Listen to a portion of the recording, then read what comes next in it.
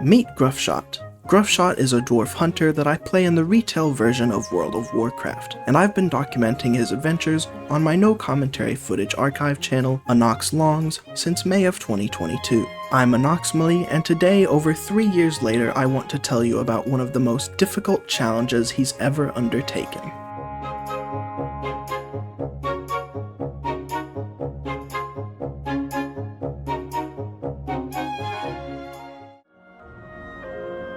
World of Warcraft is currently on its 10th expansion, The War Within, which released in August of 2024. The vanilla version of WoW was considered to be 1.0, while The War Within is 11.0. Now these expansions will have smaller updates, for instance changing the version to 11.0.7. However, everything from 11.0 to 11.1 is considered to be a part of Season 1 of The War Within. One of the biggest features introduced in The War Within is delves. Delves are short pieces of instance content that can be done either solo or in groups of up to 5. In them, the group leader or solo player is accompanied by an NPC companion named Brann Bronzebeard. In Season 1 of The War Within, Brann could take on the role of healer or damage. Starting in patch 11.1, he can also take on the role of tank, but that won't be too important to our story today. By slaying enemies and looting treasures in delves, Brann can be improved by either gaining experience or by equipping 2 curios that give him extra capabilities.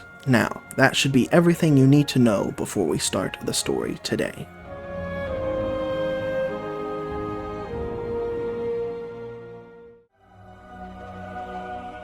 At the end of the previous expansion, Dragonflight, I had sort of fallen behind on doing the content. As such, when The War Within originally released, I decided to wait for it to go on sale before picking it up, and I would utilize the time before then to catch up on Dragonflight. Eventually, in December of 2024, The War Within went on sale for 30% off. So I picked it up and went through the campaign while the game was already halfway through its first season. Now, I got through the campaign pretty fast, getting through all 4 zones within 4 days. However, I also wanted to do all the side quests in the 4 zones, since a small selection of them would allow you to unlock the new race. Now this part took quite a while for me to do, not because the game was difficult or anything, just I enjoy playing lots of different games and find it difficult to stick with just one for long periods of time. But on February 25th, 2025, I finally finished the Sojourner achievement for all 4 of the zones. This made me a lore master of Khazalgar, which got me a okay red outfit. However, even with the completion of this achievement, I still had very minimal participation in one of the expansion's core features, delves. In Season 1 of The War Within, there were 12 delves, 3 in each zone. You can choose to run each delve at one of 11 different tiers, with each tier having a recommended average item level. For those that don't know, item level is the level that your equipped gear has. It allows your strength to increase through obtaining gear, even though your character itself isn't gaining levels. Each day, 4 delves across the map become bountiful. Running through a bountiful delve will give better rewards than a non-bountiful delve, especially if you bring a special key which you can earn by doing one of the many other types of content in the game.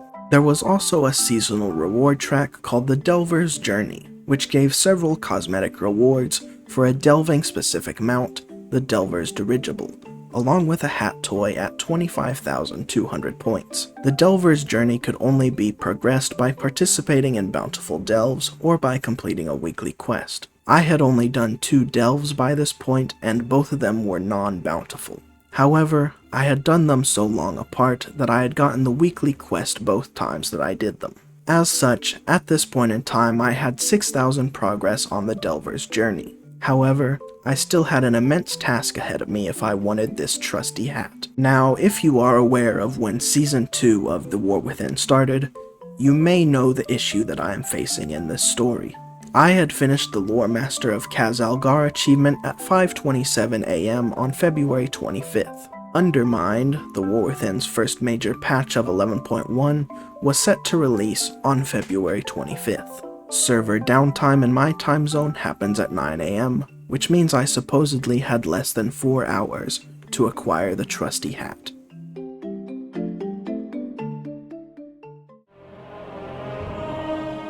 Now at this point in the story, I had no idea that the Delver's Journey even existed. I simply wanted to at least record a few delves before the server downtime happened. So at 6:20 AM, I did my first bountiful delve at Tier 4 Fungal Folly. Through my adventures up to this point, I somehow had 8 keys stored up, so I would happily be able to grab some rewards before the update happened. I went through the delve, in which I was tasked with dispersing some mushrooms that were spreading gross decay. Along the way, I defeated a group of enemies that were being empowered by a mysterious purple shadow monster, and got an achievement for reaching maximum skill in mining. I finally came upon the boss of the delve, Spinshroom, and took him out, granting me a whopping 52 progress on the Delver's Journey. Opening the main bountiful chest with one of my keys granted 105 more progress. Not a ton, but this wasn't even something I was looking at the time. At 7:15 AM, I headed to my next delve, the Dread Pit, which I would go on to complete at Tier 5. In it, I had to suck up gems with a vacuum and then steal gems back from some spider dudes while zapping their webs. I got 82 Delver's Journey progress from defeating the boss, and opening the chest granted 137 progress. At around 7:33 AM, I headed into Tier 6 Bountiful, the Skittering Breach. In it, I had a dash ability that dispelled shadow puddles on the ground. Destroying enough of these shadow puddles made the nearby shadow totems vulnerable to attack, and destroying them was my ultimate goal. I came upon the boss, who was a weird tentacle man, and he actually killed me a couple times because I thought I was meant to stand in these purple circles, when actually they were meant to basically one-shot me. After figuring this out and defeating him, I gained 115 progress. Add to that the chest, which granted 172 progress. At this time, I realized I had not yet recorded the introduction to the delves for Anoxmaly. I figured that I could record it and then fix it in post to make it look like I did it before actually going into any delves.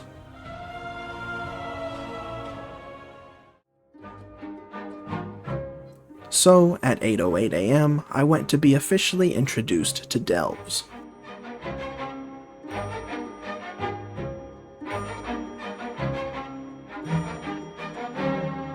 Uh-oh. Here is where I was officially introduced to the Delver's Journey. I saw that it said Season 1 and quickly surmised that it was probably something that was going to be going away in less than an hour at this point. The source that I usually go to for anything WoW related, Wowhead, did not have any explicit confirmation that these items were Season 1 exclusives, but the header text seemed to imply this was the case. Even so, I wanted to see if there was any chance that I could complete it. I quickly found a guide on completing the Delver's Journey, which mostly repeats what I've already told you. However, it does give more information on how the scoring is done. So, from Tier 4 to Tier 8 Bountiful Delves, the amount of progress gained increases, with the highest tier being the best, obviously, with 150 progress. But that doesn't explain why I got 2 extra progress on the Tier 4, or 7 extra progress on the Tier 5. Continuing to read, I find that it's supposedly a boost gained from killing the enemies empowered by the purple shadow monster, who I learn here is named Zekvir. More on him later. I then find a part where this guide appears to be wrong. It claims that opening the main bountiful chest gives 250 progress regardless of tier, but I can clearly identify that this is false based on my 3 bountiful delves so far. It also says that the weekly is a one-time quest that only gives 1,500 progress, but I got 3,000 both times that I turned it in. And here's another twist. I did not notice this at the time, but on the second bountiful delve I ever did, I did not kill any empowered groups, but still got 87 progress instead of what should have been 75. I didn't notice it until starting to write this video, because the entire time I did not question this guide, nor did I question the tooltip that was in the game. Zekvir will empower a random group of enemies. Defeating these enemies provides additional Delver's Journey progress at the end of this delve. Apparently, that just wasn't accurate. The defeat of those enemies had no impact on how much progress was actually gained. But for the rest of this story, I was still going after them because I was operating off of this information. Regardless, I now understood why the few delves that I had done had made my progress increase so little. I also realized that making any meaningful progress towards getting the remaining cosmetics in the short time that I had left was basically impossible. Included in the introduction to Delves is more information about the previously mentioned Zekvir. Apparently, he is some terrible monster that has his own dedicated delve. Now, I do consume some WoW content on social media, and had heard that there was some difficult to defeat seasonal boss. With its difficulty being so legendary, I figured that I had no chance of taking it on at this point. At around 8:23 AM, I began one final delve, a non-bountiful Takrathon Abyss on tier 7. In it, I saved some mole people from some sea monsters, including ones that were trying to impersonate them. I defeated the boss and opened the chest, with no Delver's Journey progress granted. However, since it was a tier 7 delve, it did unlock me the ability to go into tier 8 delves.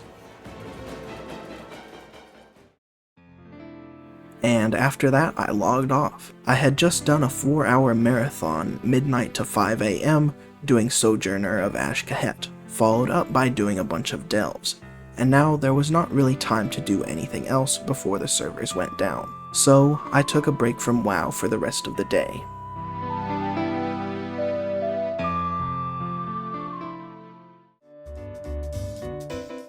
The next day, I discovered something miraculous when I logged into Gruffshot. While Season 1 was technically over, Season 2 also technically hadn't started. For some reason, during this 1-week period at the beginning of Undermined, the Season 1 Delver's Journey was still active, as was Zekvir. I still had an entire week left to get all of these delve rewards, and so I began the grind.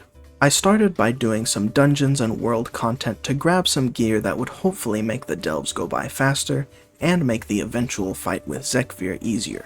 But I found that dungeons were something that was stuck in the same limbo that delves were. I already had some decent gear from Season 1, and the dungeons were not yet dropping gear from Season 2, so they were out. However, after completing some world content in Ashkahet, I received a cape that was scaled to Season 2 item levels, meaning that world content was a potential source of gear. I decided to head into a delve to test my new cape out. From here on, unless otherwise mentioned, you can assume that I did all delves at tier 8. The first one I did was one called the Waterworks. In this delve, a goblin asked me to help fix some pipes that were leaking poison gas, and defeat some evil mushroom dudes. The boss, Shroom Sprue, took a while, probably because of some scaling changes made when Undermined released, but it was eventually defeated, granting 187 progress. Opening the chest with a key, I gained the fabled 250 progress. It was also here that I confirmed delves would not be a source of gear this week, since it granted a Season 1 weapon. Next, I went to Takrathon Abyss. It was here that I discovered that delves can have variants. This run-through, instead of helping moles, I had to rescue a team of goblin divers and free some rival goblins' pumps. The boss and chest combined again gave 437 progress. The next bountiful delve of the day was Kriegval's Rest. In it, I had to escort a kobold around to fix some candles that goblins had made evil. I do just that, beat the boss, and open the chest. Another 437 progress.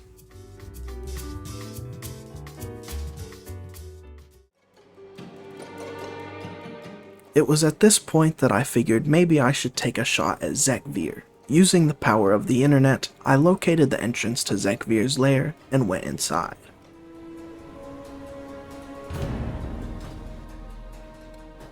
Instead of showing the normal tier number, the display on the right simply had a question mark. I ate some food at Brann's cozy campfire and pressed forward, not knowing what awaited me.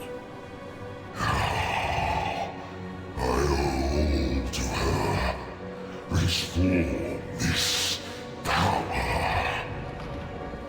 And so, Zarath's ambition shall be my creed. Yeah, I just attacked him. I didn't assess the situation or think about any kind of strategy. I just went for it. Let's see how that works out for me. We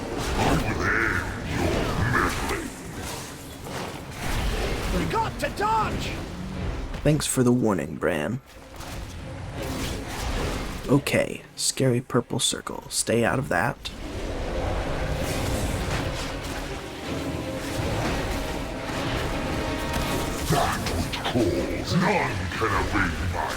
There's something that says hatching over there. I should probably take it out before it finishes.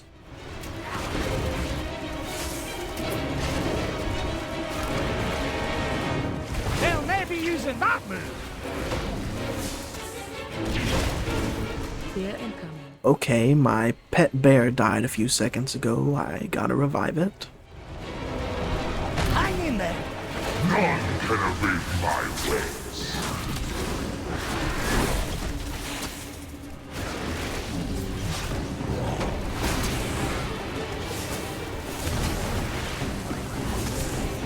That which calls and creeps. Fear incoming. My pet is dead again, and there's an egg cocoon that's about to finish hatching.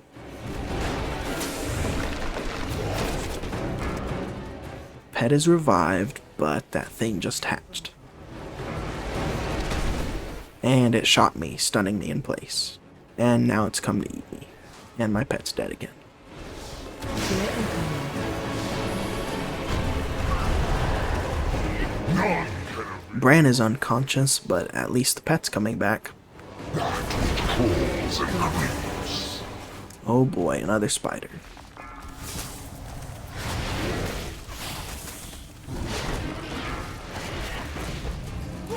Yes, she will be pleased. Okay, so clearly a lot went wrong in this first attempt, and in the heat of battle, I didn't really know what. So I pulled out the combat log before a second attempt. Hopefully the log would show where I was taking damage from, so I could take steps to mitigate it. It didn't really tell me anything useful until after 70%, so that's where we'll jump ahead to. Okay, the log shows I have a debuff called Enfeebling Spittle that is doing 366,000 damage every second. But my healing is able to outpace it. However, it's also making me slow, so I can't get out of this cone.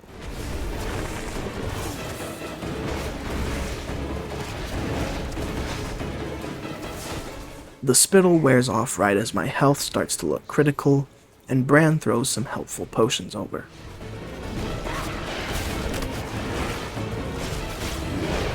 Fear incoming.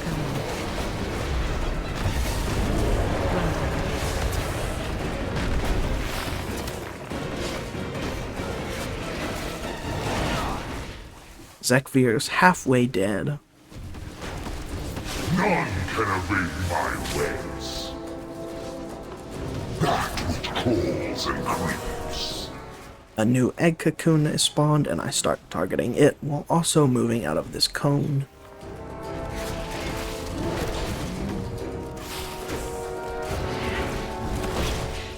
Egg cocoon dead.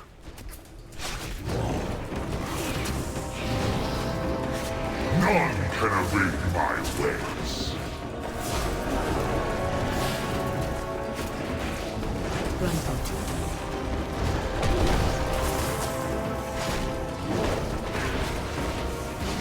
Pet dies, gotta revive after dodging the circle.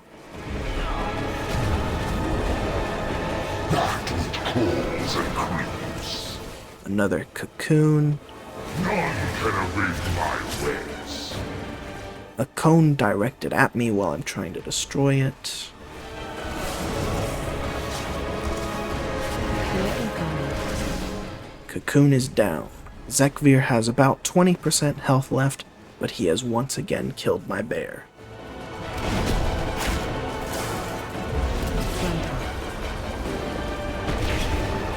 None can evade my ways.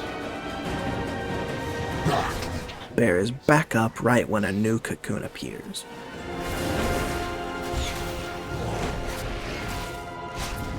And the bear is somehow already dead. And then here is where I make a horrendous mistake. I revive my bear and then target Zekvir trying to get his last 6% down instead of focusing on the cocoon. By the time I realize my error, the cocoon just barely gets enough time to hatch. The spider shoots a stun web, and Zekvir finishes with a claw smash. Or at least, he tried to, but what actually did me in was enfeebling spittle. Between fights, I switch to a different curio since that is definitely what is the problem. And I enter the fray once again. I will end your meddling. This time, I'll skip to the 30% health mark since the fight goes mostly well up to then. Of course, Pet dies. Fear incoming. Pet gets revived. Obey my ways. Frontal.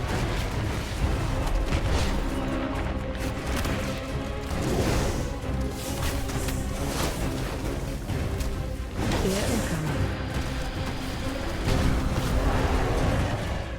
I accidentally let a cocoon hatch, but I'm able to kill it right after it shoots its first stun web, and somehow the stun gets dispelled. I get enfeebling spittle on me, but luckily there's a big glowing thing that heals me. Not fast enough really, so I have to rely on my own cooldowns and a backwards jump through these potions while dodging a claw smash. Egg Cocoon dies fast. Zekvir has a mere 7% health left, so all focus is on him. Frontal.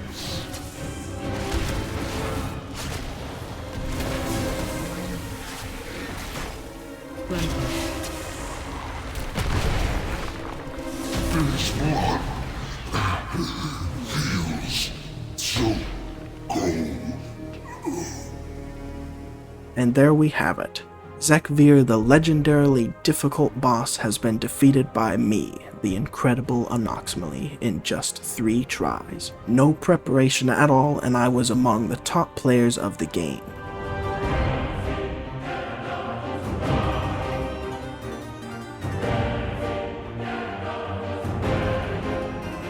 Now, these weren't the prizes that I was really expecting from this.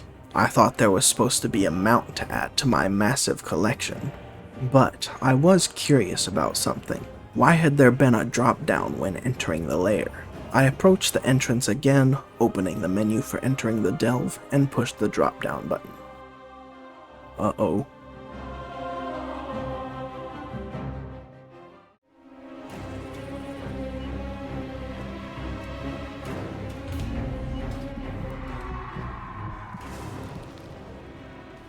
I immediately determined that I was not an incredible player. Everyone talking about an incredibly difficult boss was almost certainly talking about this second double question mark difficulty level of Zekvir's lair. The boss I had just defeated, while I had done it in just a few attempts, was still pretty difficult. What misery awaited me with this second level version?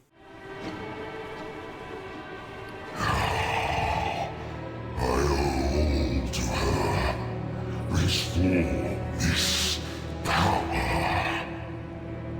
And so, Zalatan's ambition shall be my creed.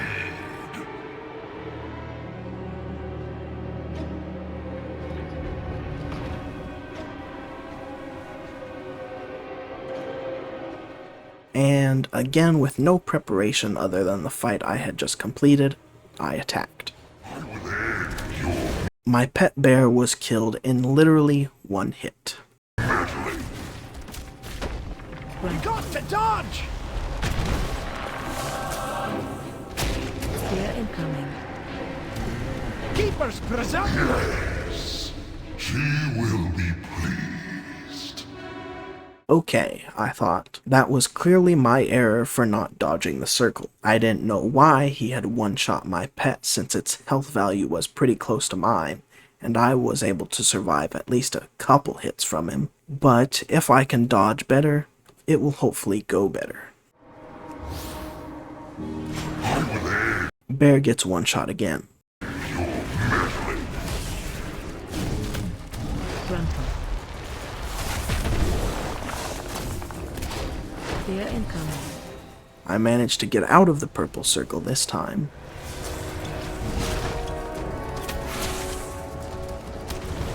I revive my pet and continue dodging. Okay, the pet is instant dead again. Let me pause for a second. The Hunter class in WoW is unique in its ability to tame different beasts throughout the world. It has 3 specializations that you can choose from. First, you have Marksmanship. A Marksmanship hunter has the ability to forego having a pet in favor of increasing their own ranged abilities. Next, you have Survival, which is the only one that I haven't played, so hopefully my description of it is accurate. A Survival hunter ditches the gun or bow and instead uses weapons like spears to fight alongside their pet. And the third spec is Beast Mastery, which happens to be the one that Gruffshot is. Beastmaster hunters rely heavily on their pets, such as by having multiple pets at once, and having one of the main abilities be commanding the pet to kill a target. So if my pet is getting one shot and spending most of the fight dead, there's not really much I can do as a Beast Mastery hunter. Okay, resume the fight. Fear incoming. I bring my pet back to hopefully deal with an egg cocoon that I have just noticed. However, Zekvir just follows him and one-shots him again. None can evade my ways. You won't hit us. The spider hatches and its stun web hits me for 3.6 million. He will be pleased. Okay, I was clearly not prepared in the slightest for this version of the fight. I needed to get out and come back with a strategy. First things first, I headed back to the Delver's headquarters in Dornogal to turn in the quest for killing Zekvir. It granted me a toy named Toxic Victory that caused spinning web things to appear above my character's shoulders. Not a very interesting reward. I then went to the Fungal Folly Delve. It had the same task before of removing mushrooms. I collected the journey progress from the boss in chest, but got no gear upgrades. I next did a delve that I hadn't done before, the Underkeep. Inside, I was tasked with gathering a resource called Black Blood, and defeating some goblins that were attempting to do the same. I died once, and had a close call soon after, which was probably because I switched Brann from being a healer to the newly added tank role. Turns out Gruffshot doesn't really have much in the vein of self-healing. After I switched Brann back to healing, the rest of the delve went smoothly. I took out the bosses, a duo named Sprock and Torque, and collected my journey progress. Next, another repeat delve, Skittering Breach. This time, it was full of members of the Order of Night, one of the hostile factions of the expansion. Throughout the delve, I pursued one of their leaders, Speaker Zanveth, who retreated deeper into the delve after each encounter. In the end, he was defeated, and I claimed my journey progress. Inside the ending chest, there was an extra surprise, a cosmetic goblin-themed jetpack. Maybe I need to make a goblin alt. A Takrathon Abyss was up next, with it being the goblin variant again. I then headed to another delve I hadn't done before, Mycomancer Cavern. Here, mushroom people had captured this farmer's prize pigs. I was tasked with saving them, though it seems I was a little too late to reach some of them. At the end, I had to defeat a giant bog monster named Bog Piper. Another delve I hadn't done was next, the Spiral Weave. It was filled with plundering goblins that I was tasked with wiping out. To help with this, I was able to launch bombs from ballista scattered throughout the delve. The boss was Geargrave, a goblin piloting a silver mech.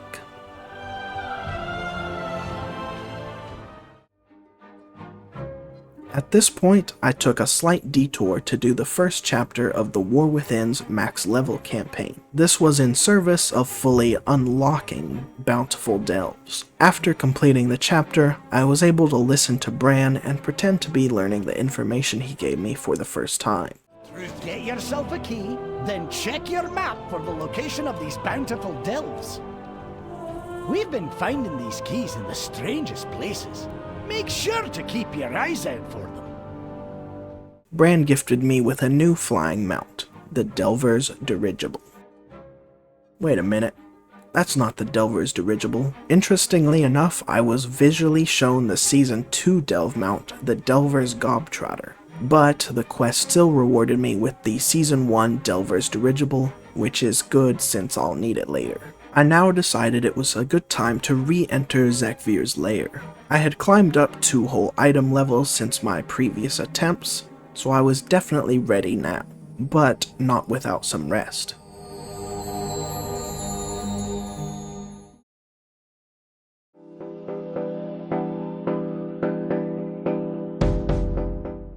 The next day was March 1st. Bright and early at 6:48 AM, I flew to Zekvir's lair to face him again. I made 6 more attempts against Zekvir. The first 4, I set Brann to the damage dealer role. On the first attempt, I quickly became reminded that Zekvir was still one-shotting my pet, and I hadn't found a solution for that yet. I was killed shortly after reviving it for the second time that fight. Attempt number 2, I was again in a struggle to keep reviving my pet, when I was suddenly hit by an ability that stunned me for 6 seconds, leaving me unable to defend myself.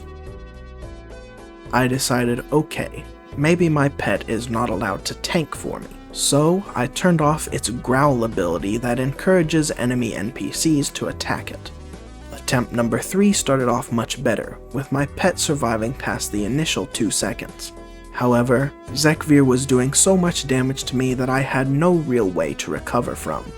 Struggling to dodge, I got Zekvir down to 89%, my best yet, before he hit me with a melee attack.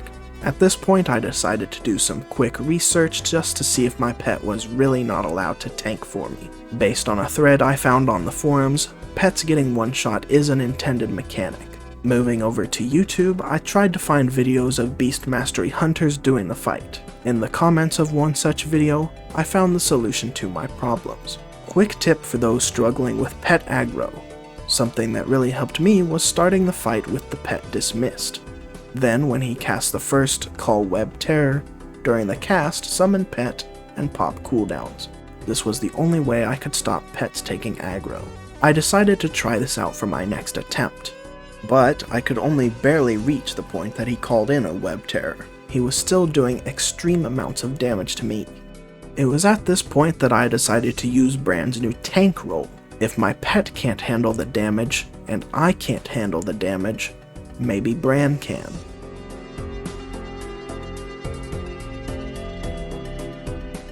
He got 2-shot.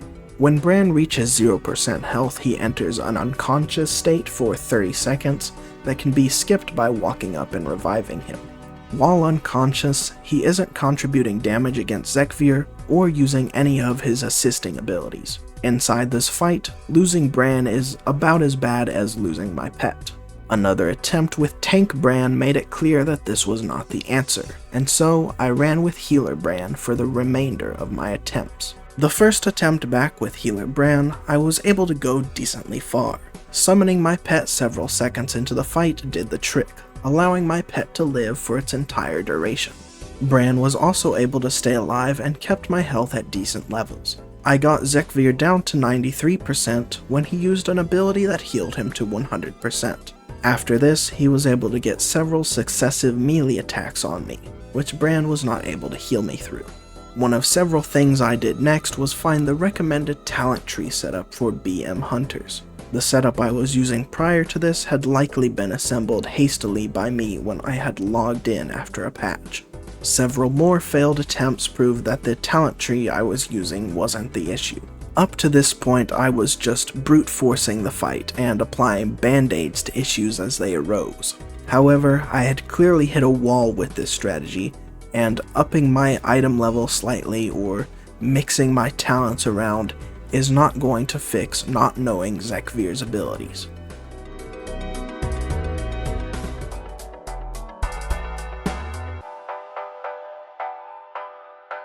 Zekvir in double ? difficulty shares most of his abilities with his single ? counterpart, with a few slight changes. He also seems to use these abilities in the same sequence at the start of the fight. so I'll explain them as he uses them.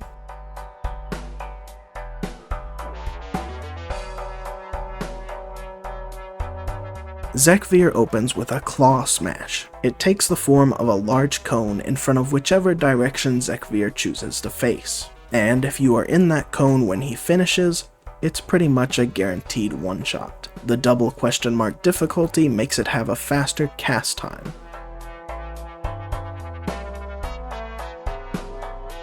Zekvir then uses Horrendous Roar, a purple circle that will cause the player to run around in fear for 4 seconds, and also does a decent amount of damage on top. The double question mark difficulty makes it have a faster cast time.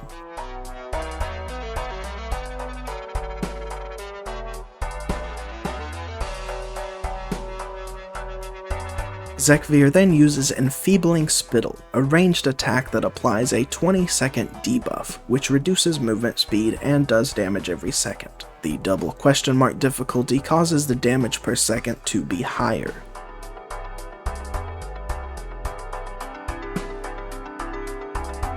Zekvir then uses Angler's Web, which shoots a small projectile in a straight line. If the projectile hits the player will be dragged in like a fish and promptly executed. The double question mark difficulty causes this to have a faster cast time.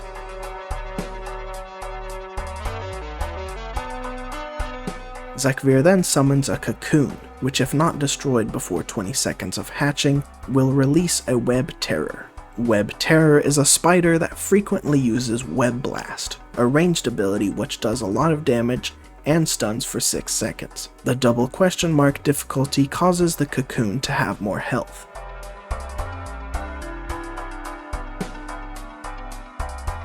Double question mark difficulty Zekvir has an additional ability that his single question mark counterpart does not. This ability is Regenerating Carapace, which allows Zekvir to regain 10% of his maximum health.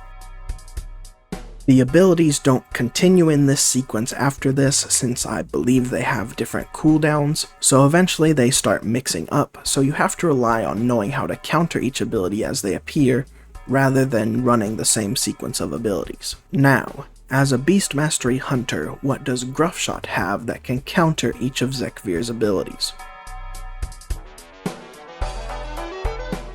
Beast Mastery Hunters have a few ways to counter Claw Smash. First, the ability that it shares with every class and spec in the game, Positioning.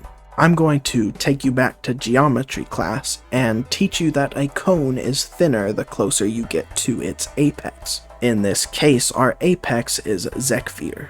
So if you as a player are doing good with positioning and not getting too far away from Zekvir and ending up in the thicker part of the cone, you should have enough time to simply walk out of it. But if that's not enough, there are 3 other things a BM hunter can do. All hunters have an ability called Disengage. Using it causes the hunter to jump backwards, so simply turn your back to the edge of the cone that you want to jump towards and use the ability to get out. But Disengage is the only counter to one of Zekvir's other abilities, so I wouldn't recommend using it against Claw Smash. All hunters also have the ability Aspect of the Cheetah, which simply boosts movement speed for a short time. Keeping this ability off cooldown lets you use it when you find yourself badly positioned, and you can run out of the cone to safety. Finally, hunters have the ability Aspect of the Turtle. As far as I can tell, this ability causes Claw Smash to miss you if you are inside the cone. Both of these aspect abilities have a 3-minute cooldown, but Zekvir uses Claw Smash far more frequently than that. This means that at least most of the time you are going to have to rely on good positioning to counteract Claw Smash, but having 2 backup plans can help in moments that you get sloppy. Horrendous Roar is countered by all the same things that Claw Smash is. Having good positioning, making sure you aren't staying super up against Zekvir is key. Disengage can let you jump out of it quickly, though again I wouldn't recommend using Disengage for this. The 2 aspect abilities can also counter this, though I don't recall if Aspect of the Turtle prevents the fear.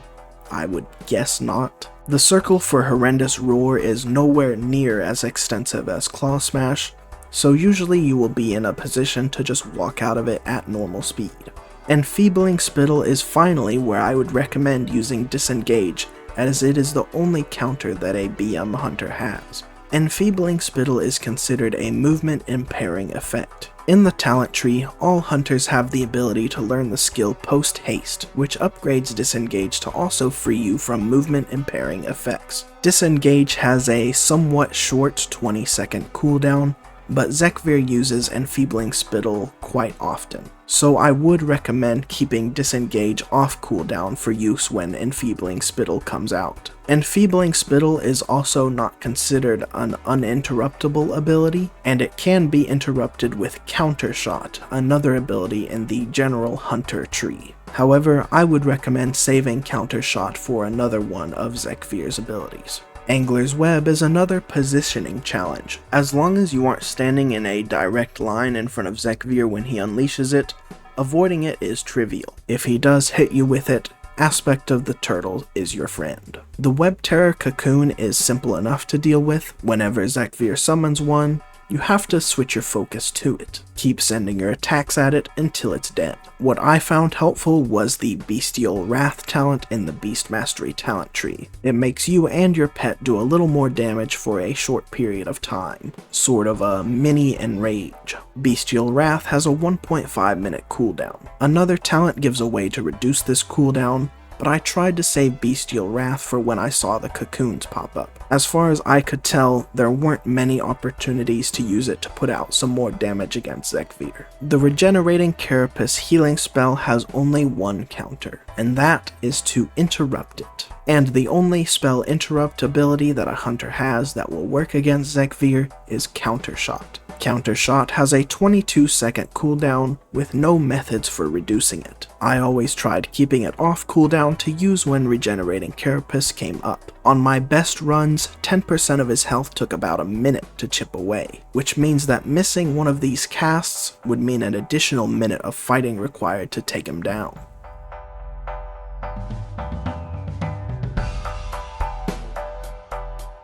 Now, as you may remember, in Delves you are accompanied by Brann Bronzebeard, an NPC that has several abilities based on which role you assign to him. Regardless of role, before every attempt, Brann places down a campfire that if you spend 10 seconds eating at, gives you 5% more of your primary stat. The healer role, which I primarily assigned him to throughout my attempts, has some abilities that help against Zekvir. With very few options in the way of self-healing, the most vital to me was his Dwarven Medicine ability, which has him throw out red healing potions that can be picked up for a good amount of healing. Another healing ability from Brann was Emergency Supplies, which heals for 25% health if you end up falling below 30%.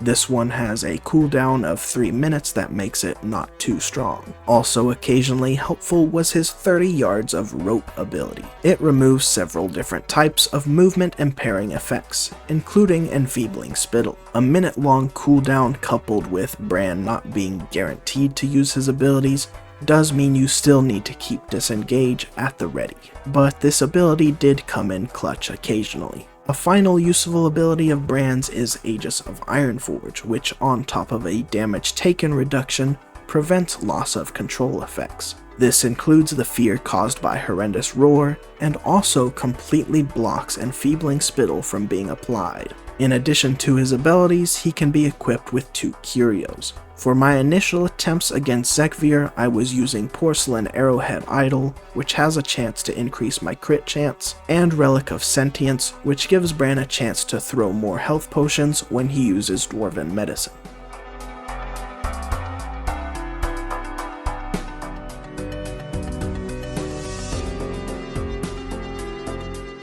Armed with my newfound knowledge, I headed into attempt 15. The standard opening I used for most attempts is as follows. Before starting the fight, I apply an effect called Hunter's Mark to Zekvir. This causes his damage taken to be 5% higher while he is above 80% health. I then initiate combat with Barbed Shot, which for 14 seconds causes a bleeding effect, increases my crit chance, and increases my pet's attack speed. This ability has a fairly quick cooldown and can hold multiple charges. When it's not available for use, I use Cobra Shot to do some more range damage. I also have an ability with a 2-minute cooldown named Call of the Wild. It summons random pets that I have tamed to aid my attacks. While deploying these abilities, I start to kite Zekvir around the room, making sure to limit how often he can melee attack me. As I do this, he will deploy his first Claw Smash. After successfully dodging or blocking it, he makes more attempts to melee before unleashing Horrendous Roar. After dodging that, he attempts to melee some more before stopping to use Enfeebling Spittle. Once that gets applied to me, I use Disengage or Brann throws his rope at me. Zekvir then will use Angler's Web, announcing it with the voice line, None can evade my ways.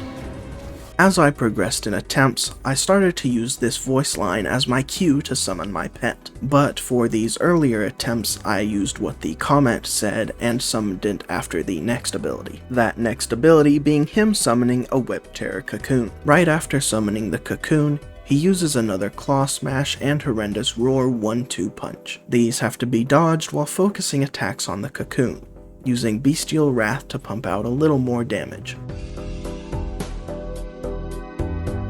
Another Angler's Web comes out next, then Enfeebling Spittle, prompting me to disengage, which almost gets me killed here since he followed up with a Claw Smash and the backwards jump had put me deep into the cone. Luckily, one of Disengage's other effects is increased speed after landing, which was enough to get out of the smash. Next, he attempts to heal with Regenerating Carapace, but I catch it with Countershot. And that was his full suite of abilities. The rest of the fight is just reacting to them as they come up in different sequences. Attempt 15 became my new best thanks to employing these strategies, but it unfortunately ended with him at 84% when I attempted to simply walk out of a Claw Smash instead of using one of the counters. Attempt 16 ended much the same way with Zekvir still at 92%, and attempt 17 even faster at 99% thanks to me not paying attention when Enfeebling Spittle was applied. Then came attempt 18. Starting out, attempt 18 was looking to be a terrible run. At 93%, I let through a Regenerating Carapace, getting Zekvir back to 100%. Some may have considered this a dead run, but I kept it going. He hit 90%, he hit 83%, making this a new best, he hit 80%, he hit 70%, and soon enough, even with me at extremely critical health, he hit 60%. Then, Zekvir started to do something. Now behold the power granted to me. Oh no, there's a second phase.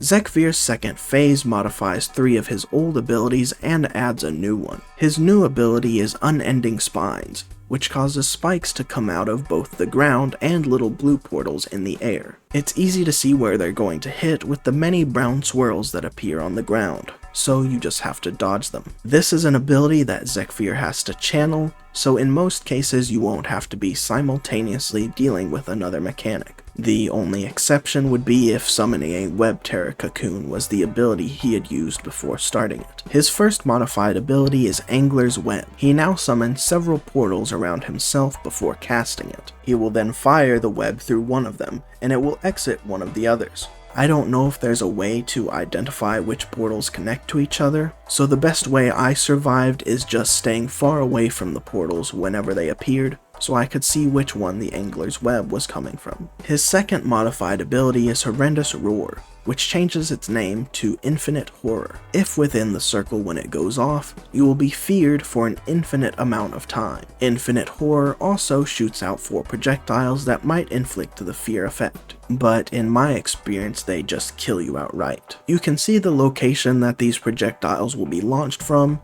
and they just go in a straight line away from Zekvir, so dodging them is simple enough. The final modified ability is Regenerating Carapace. This ability changes to now restore 25% of Zekvir's health.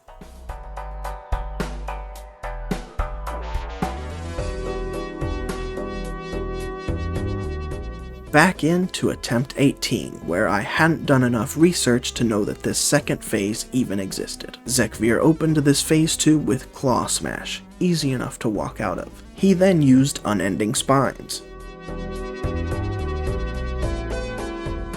Once that was successfully dodged, an enfeebling spittle was put out that I quickly disengaged from. A Web Terror Cocoon was then summoned. In quick succession, he used the new version of Angler's Web. Curiously, after he fired it through a portal, it came out of another portal and seemed to be aimed at himself. It had an upward trajectory when it came through, and I can't think of any other reason for that. While I was distracted by these portals that I had never seen before, and trying to kill the Web Terror Cocoon, Zekvir initiated a regenerating carapace, and unfortunately, it got through. Zekvir was sent from 49% all the way back up to 74%.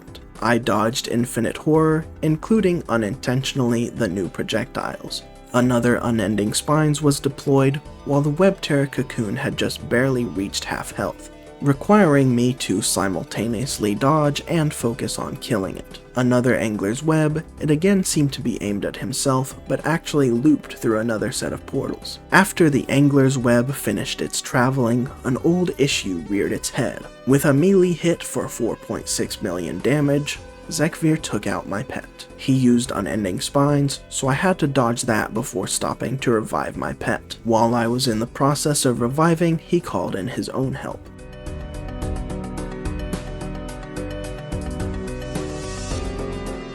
While focusing on killing the cocoon, I had unknowingly put myself near a portal. When an Angler's Web came through it, I had no time to dodge it. I then failed to use Aspect of the Turtle, and with Zekvir at 66% health, I was executed.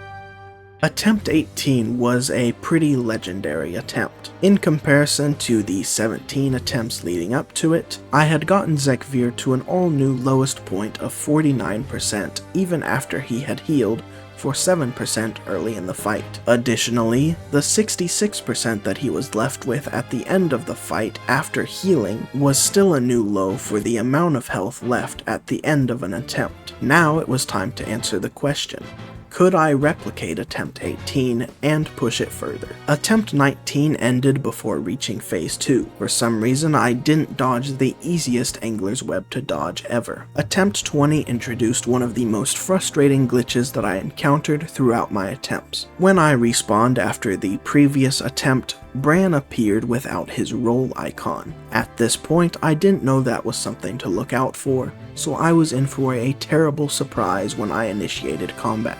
Zekvir whittled away my health, and Brann was not throwing any potions to me, so apparently Brann just sometimes breaks. When he spawns in without a role, he will not use any of his abilities.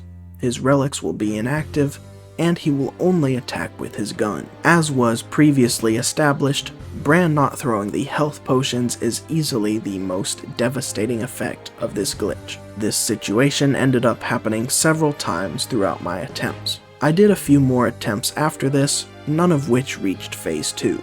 It was clear that my next step was to start getting through Phase 1 consistently, so let's jump ahead. On Attempt 31, I made a change to my relics that I kept throughout the rest of the attempts. I changed the Relic of Sentience to the Amorphous Relic. The Amorphous Relic is interesting in that it can be different each attempt. This is because when entering combat, it gives you either the Massive buff, which increases your health, damage, and healing, or it gives you the Miniature buff, which increases your movement speed and how fast your ability cooldowns are. I don't know how much of an effect changing the relics had, but I figured that since Brann usually threw the potions out often enough, one extra wasn't going to make a huge difference. Meanwhile, higher damage or faster recharging abilities has the clear potential to reduce how long the fight takes. The first several attempts with this new relic still weren't reaching Phase 2, up until Attempt 47. Before Zekvir even reached 90% on Attempt 47,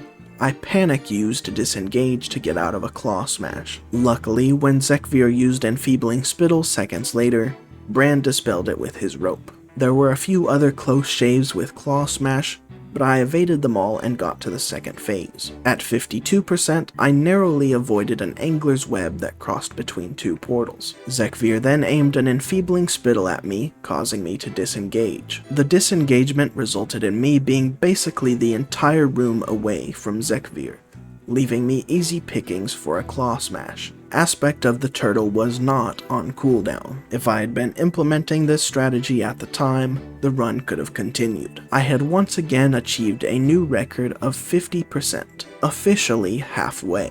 Attempt 48 also reached phase 2, but only got to 53%. It ended because I walked around with enfeebling spittle for 7 whole seconds, while disengage was off cooldown, and died to it while trying to avoid a Claw Smash. I did another handful of runs that didn't reach phase 2, and then came attempt 54. Attempt 54 I breezed through phase 1. Zekvir got down to 50% and then passed it.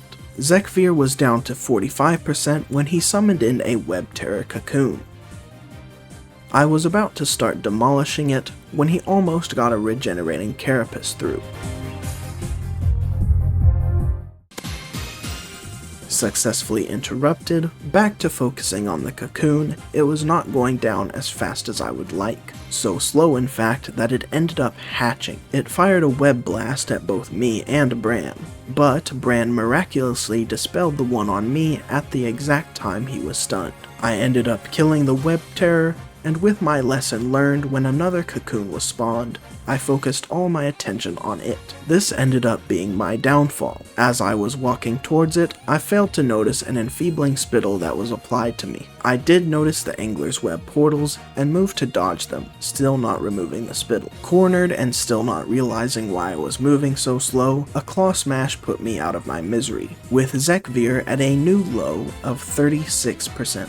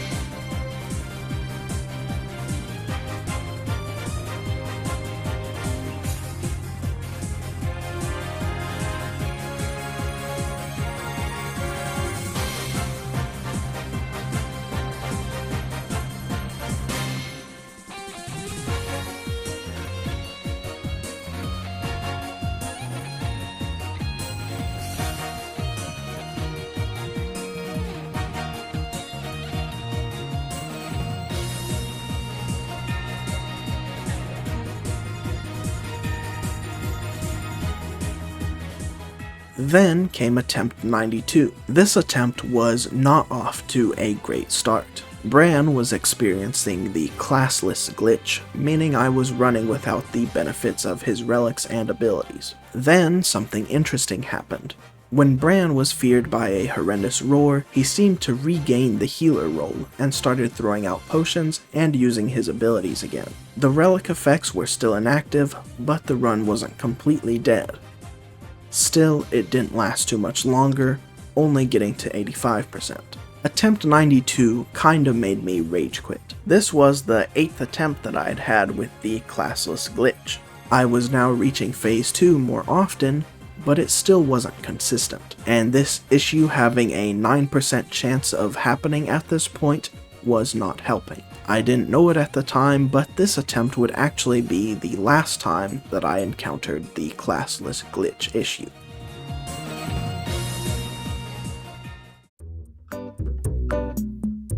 To cool off and get a mental reset, I decided to leave Zekvir for now and go out and find more gear to get an extra edge. Plus, with it being March 1st, I only had a few days left to progress through the Delver's journey. So, I headed back to the waterworks. I was tasked with recovering treasure from kobolds, but this was made difficult due to poison gas filling the delve. Luckily, a friendly kobold gave me totems to avoid the poison. Once all the treasure was recovered, I faced the boss, a freakishly tall kobold named Waxface.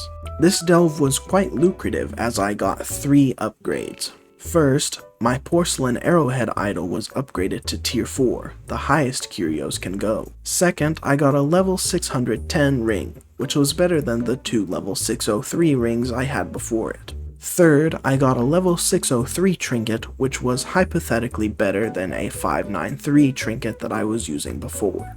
Next was Earthcrawl Mines. This is a delve that hasn't appeared in this video so far, but was a required introductory delve that you run into while doing the main campaign for the War Within. I did make the decision to run this delve on tier 9, simply because I was desperate to try and get whatever progress I could. However, if I had just fully read the Wowhead guide that I was talking about earlier, I would have known that delve difficulty higher than tier 8 has no effect on journey progress gained. So I put myself through a harder time for this last batch of delves for nothing. Anyway, I got a goblin variation of the delve. A dark iron dwarf was waiting at the entrance and informed me that goblins had locked themselves inside while they looted the place. Luckily, the dwarf had a mole machine that could take us through to stop them. I then fought through many goblins and recovered treasure. But when I had made my way back to the entrance, the dark iron dwarf betrayed me, demanding the treasure that I had worked for. After defeating Macklin Drillstab,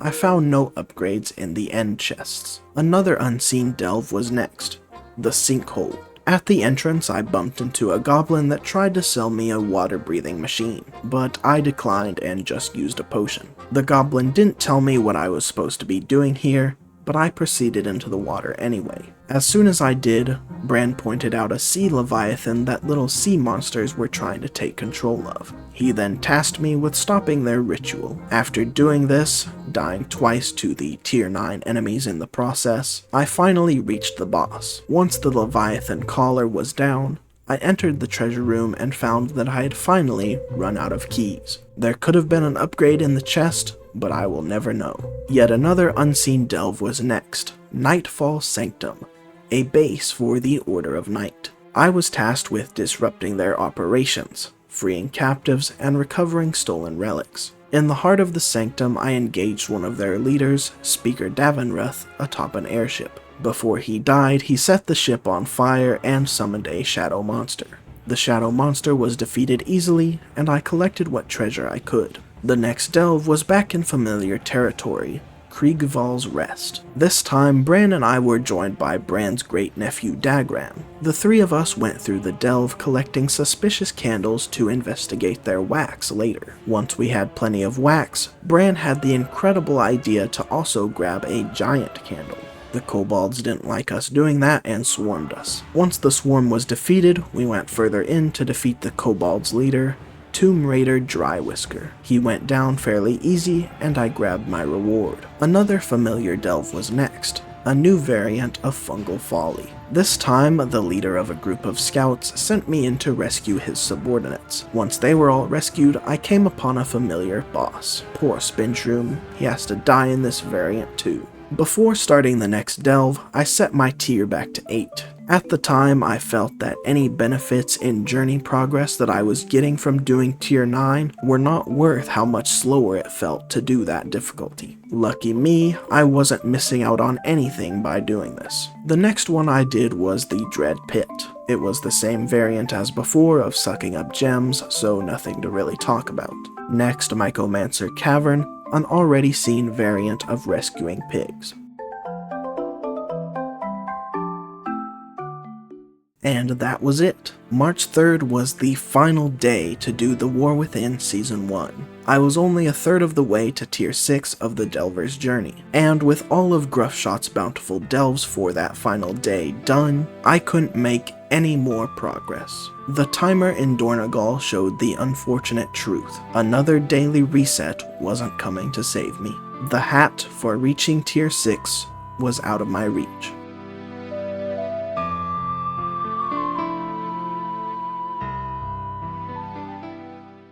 But then, an idea occurred to me. You see, I have a confession to make.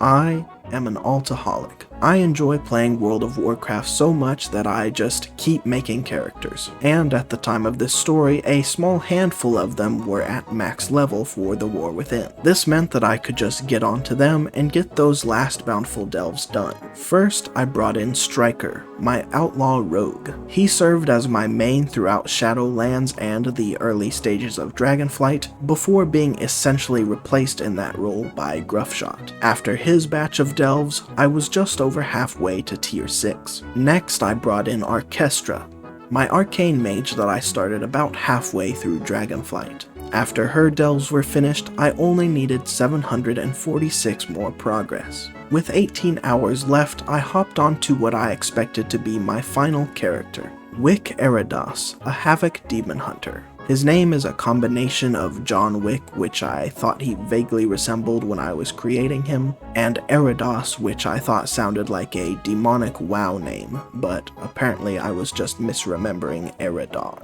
After the first run on Wick Eridos, only 309 progress was needed. This meant that if I extracted the maximum progress from the next delve, by completing it on tier 8 and using a key, only one more delve would be required. I entered Mycomancer Cavern.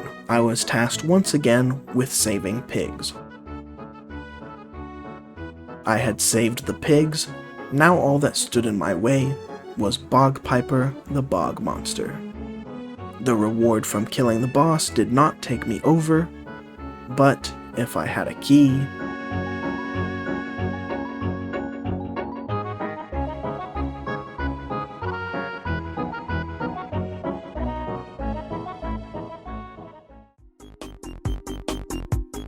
I had done it. Tier 6 Delver's Progress, meaning that now a hat was waiting for me back in Dornogal. With only 17 hours of Season 1 left, I had completed what at first seemed like an impossible task.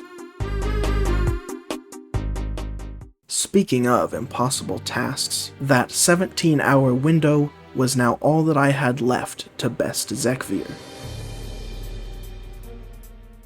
This last batch of doing delves had raised Gruffshot's item levels to 613. Was it impactful? Maybe. I think that run 93, the first attempt back, is evidence that it probably was. I got through phase 1 easy enough, and then got him down to 40%, which is where we'll jump in. None can evade my ways. Watch your step. Might not make it. Collapse. That which calls and creeps. Brann.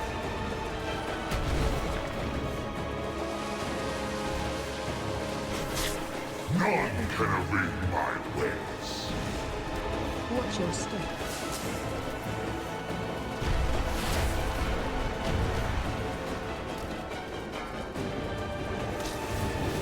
I'd rather not be Yes, he will be pleased. Zekvir was at 31%, another new best. Attempt 94 I got to around the same health bracket at 40%. Attempts 95 to 102 I was back to back not doing so good, with remaining health percentages ranging from the high 60s to the mid 90s at worst. Attempt 103 made it all the way down to 33%, but a claw smash was sent out while I was very far away. Aspect of the turtle was on cooldown from an earlier claw smash, and I don't think that aspect of the cheetah would have been enough to run out of this. Attempts 104 through 108 were okay, with percentages ranging from mid 40s to mid 80s. Attempt 109 we are going to jump in when it is at 35%.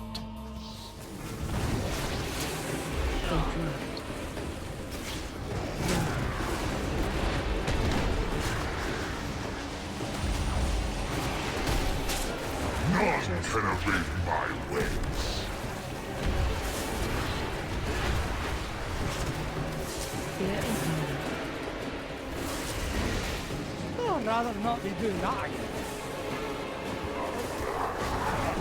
You won't hit us with that one.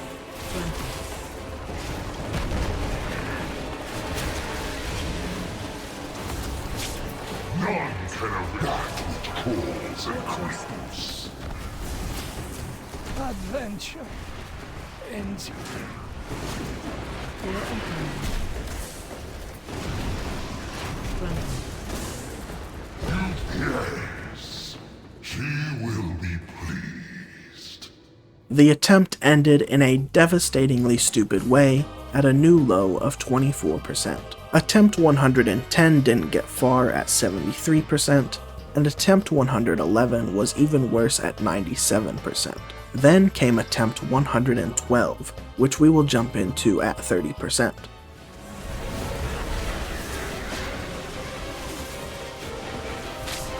None can evade my ways. Relax. That which calls and creeps. Fear and power. Out for the count. None can evade my ways.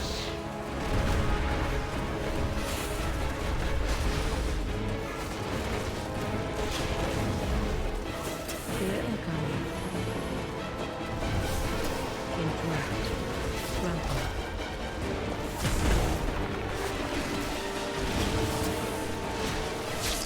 None can evade my ways.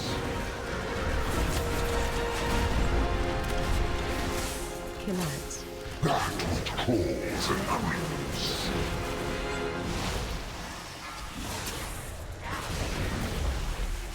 Interrupt. Grapple.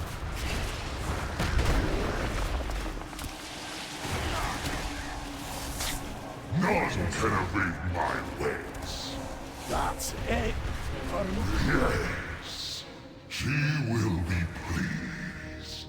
At 9%, the first run to reach single digits, I get caught in a cluster of spines and failed to do anything to avoid it or block it. Fun fact, based on my data, this is the only time that unending spines killed me. Runs 113 to 116 were nothing special. Percentages were in the low 50s to mid 80s. Run 117 is notable in that it got all the way down to 10%, even with Zekvir successfully using a phase 2 heal, meaning that I had actually done more than 100% of his health in damage to him. Run 117 could have been the victory run, but I succumbed to a combination of a web terror hatching, enfeebling spittle being applied and not noticed, and being slowed to the point that I couldn't get out of infinite horror. Nothing really notable happened from runs 118 to 127, with percentages getting as low as 20% or being as high as 95%.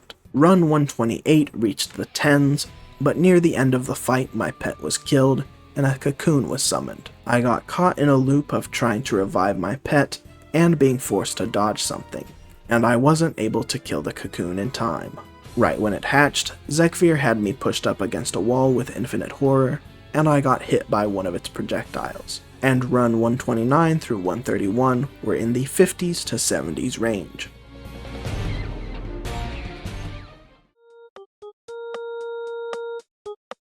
At this point, I was starting to get desperate. It was 8 PM and I had already been playing WoW for most of the day and was struggling to keep myself engaged. In WoW, there are several professions that allow you to craft different types of items. As far as I know, 4 of these professions are able to directly provide extra stat increases. The first of these would be enchanting, which allows the stat increases to be applied directly to the gear. The second is jewel crafting, which crafts gems that can be put into some gear that has specific slots for them. Third would be cooking, where you can make food that buffs stats temporarily. And last would be alchemy, which makes potions that buff stats temporarily. Now, I assumed that getting the enchantments would be too expensive for my liking, and the only piece of gear that I had with a gem slot was a Season 1 ring that was probably going to be replaced as soon as Season 2 started. So, I instead turned to the 2 temporary buff options. I looked up the recommended consumables for a Beast Mastery Hunter, and landed on Beladar's Bounty and the Flask of Alchemical Chaos. Flasks always last through death, and the War Within has a way to make cooked food also last through death. So I took a trip to the auction house and purchased the 2 items. Both of them, once consumed, would last an hour, hopefully giving me enough time to finally get Zekvir down.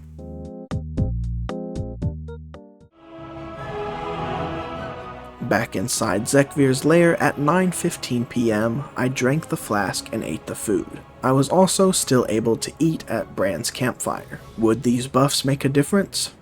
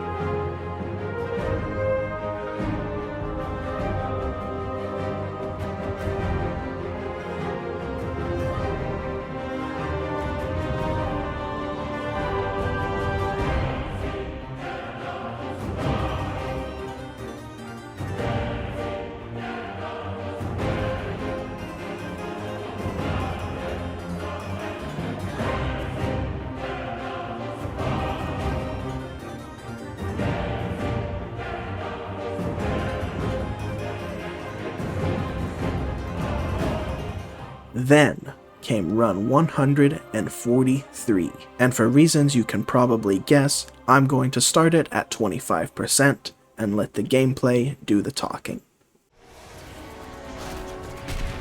I'd rather not be doing that again. None can evade my ways. Watch your step. They got me. Collapse. That which crawls and creeps.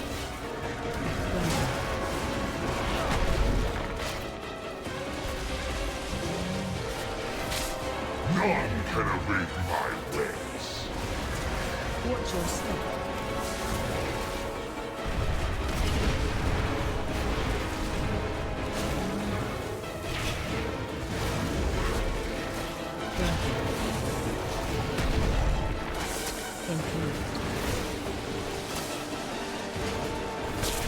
None can evade my ways. Watch your step.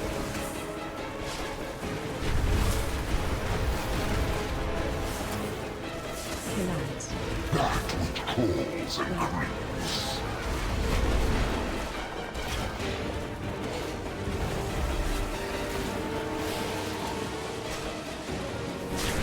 None can evade my ways.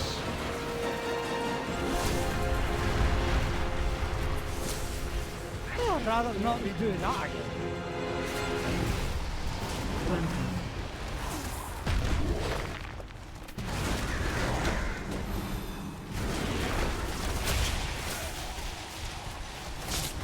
None can evade my ways. That's it for me. Collapse. That which crawls and creeps. Interrupt. Brann.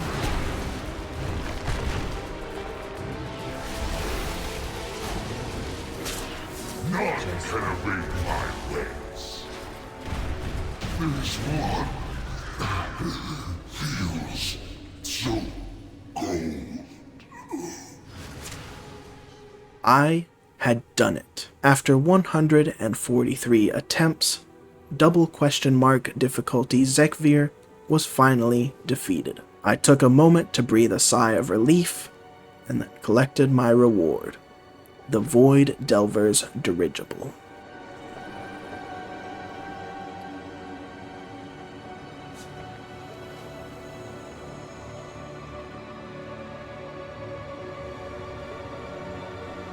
I ran out of Zekvir's lair and used my Hearthstone to get back to Dornogal.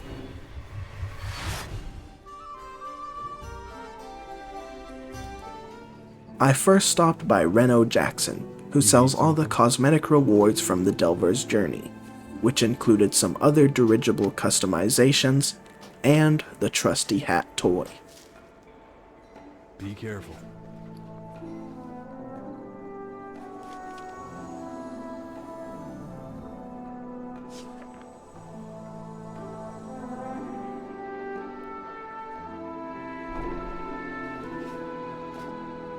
After learning those items, I next had to find a rostrum of transformation. A nearby guard pointed me to the nearest one. Faith. Order. We must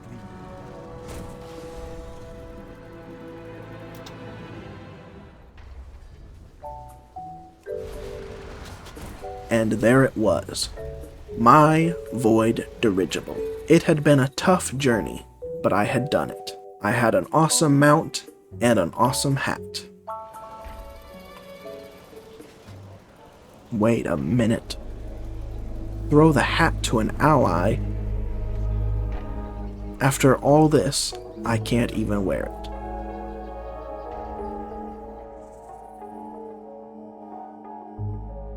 Hey Michael, check out this hat. What's with this stupid hat?